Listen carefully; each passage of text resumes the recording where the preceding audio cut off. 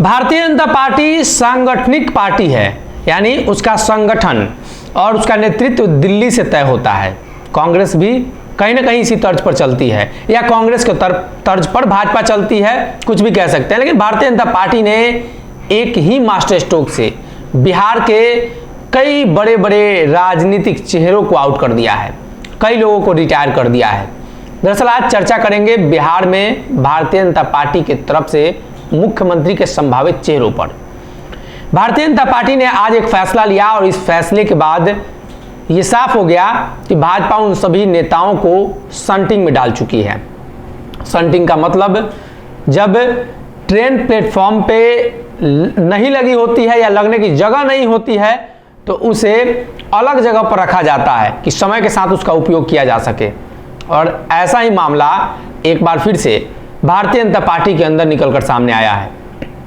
भाजपा के शीर्ष नेतृत्व में बदलाव हुआ है। बिहार शीर्ष नेतृत्व, सबसे पहले बिहार में सभी जिलों के जिला अध्यक्ष बदले गए हैं। जिला अध्यक्ष का ऐलान हुआ और सांगठनिक रूप से 40 जिला भारतीय जनता पार्टी के हिसाब से है। अलग अलग दल अपने अपने अलग अलग तरीके से जिला अध्यक्षों का चुनाव करती है। कई लोग 38 जिला अध्यक्ष पर चलते हैं तो कई लोग 40 पर भी चलते हैं और कई लोग एक जिला में 2-3 जिला अध्यक्ष देते हैं। जैसे पटना में पटना ग्रामीण हो गया, पटना शहरी क्षेत्र हो गया। भारतीय जनता पार्टी की तरफ से आज सम्राट चौधरी को कमान दी गई है और सम्राट चौधरी के कमान मिलने के साथ ही ये तय हो गया कि भाजपा के संभावित सीएम का चेहरा भी बिहार में लव कुश यानी बिहार में कुशवाहा समाज का हो सकता है। सम्राट चौधरी हो सकते हैं। संभवतः सम्राट चौधरी के नाम पर भाजपा चुनाव लड़ जाए। भारतीय जनता पार्टी को मजबूत चेहरे की जरूरत थी बिहार में और इस बार जब सम्राट चौधरी को आगे किया तो यह माना जा रहा है कि सीएम फेस हैं।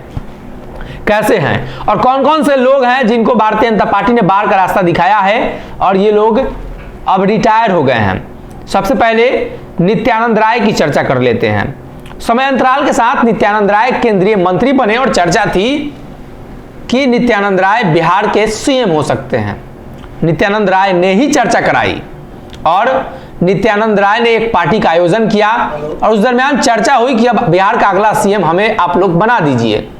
उसमें कौन कौन से लोग शामिल थे इस पर चर्चा नहीं करेंगे, लेकिन भाजपा के लोग नहीं थे, वो खबर चलाने वाले लोग थे। यानी नित्यानंद राय ने एक पार्टी की जिसमें पत्रकार बंधुओं को बुलाया था। इस बात पर चर्चा हुई और उस दिनों से इस बात के लेकर काफी भारतीय जनता पार्टी के अलावा अन्य दलों में चर्चा छिड़ गई कि नित्यानंद बिहार के अगले सीएम हो सकते हैं। अगर नित्यानंद के पहले चले प्रेम कुमार, नंदकिशोर यादव, उसके पहले चले तो अटल बिहारी वाजपेयी की सरकार में मंत्री रहे राजीव प्रताप रूडी जो राजपूत समाज से आते हैं, उनको लेकर भी हाल ही समय में विजय सिन्हा को नेता प्रतिपक्ष बनाए जाने के बाद चर्चा शुरू हुई कि आखिर विजय सिन्हा बिहार में भाजपा के आने वाले दिनों की रणनीतियों का हिस्सा हो सकते हैं।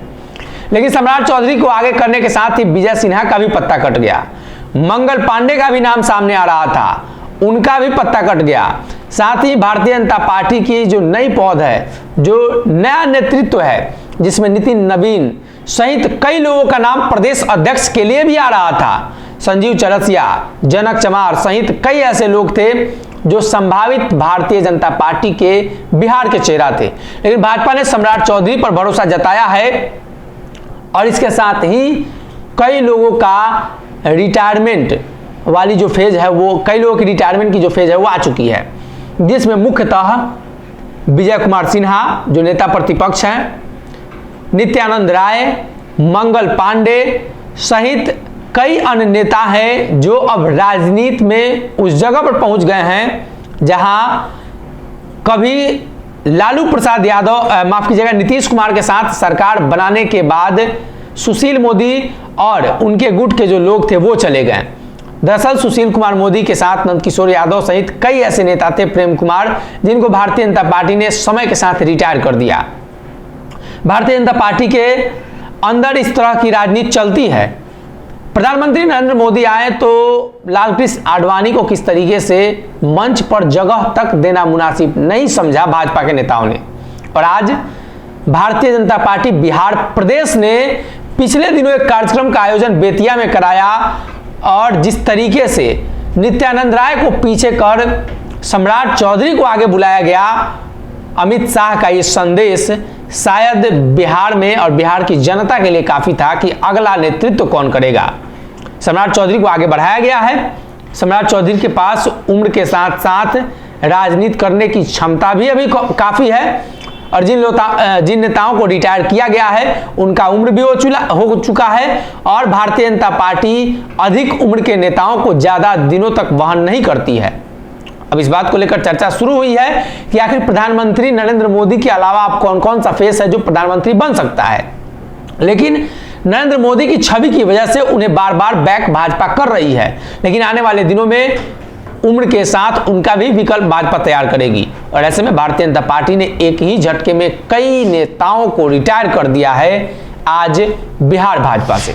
अगर ये वीडियो पसंद आई और वह बिहार के राजनीति और बिहारियत से सरोकार रखेनी तो सब्सक्राइब बटन दबा के चैनल के सब्सक्राइब कर ली। ओजे एगो घंटी बा, ओकरा बटन दबा देला से कुल सटीक और मारक खबर रुआ मुफ्त में मिल जाई।